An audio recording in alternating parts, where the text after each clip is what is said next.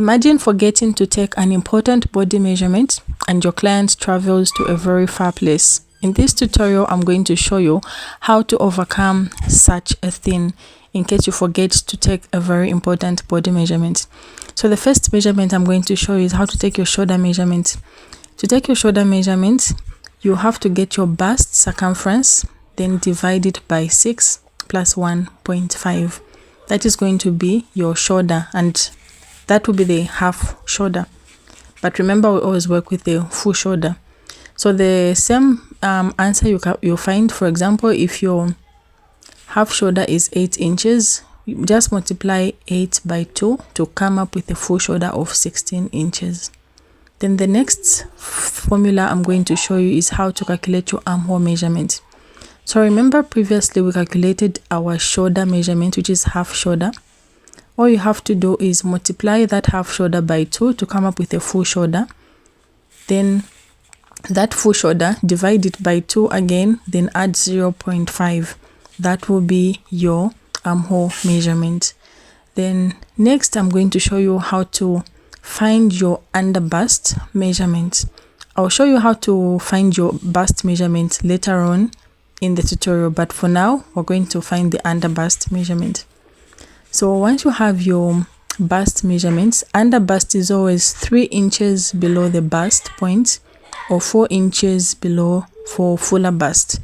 So if you're a smaller bust, it's going to be 3 inches below your bust point or 4 inches below your bust point for a fuller bust. As easy as that, guys. Then the next measurement I'm going to show you is the bust span. That is nipple to nipple. Other people call it nipple to nipple.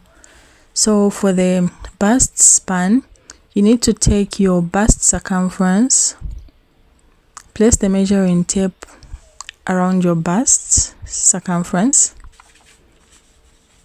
Then whatever measurement you find, if for example, your measurement is 40, you're going to divide it by 4, then subtract 1.5.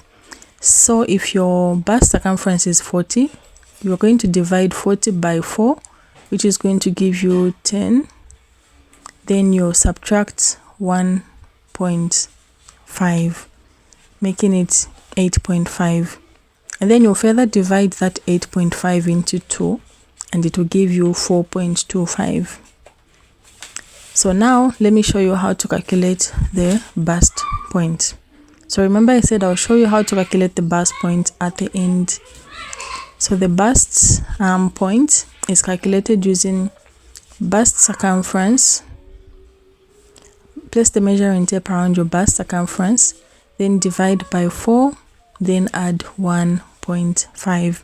So if your bust circumference is 40, you're going to divide 40 by 4 and it will give you 10 plus 1.5. Then that is going to be your bust point. Then I'm going to give you a bonus, which is a crotch depth.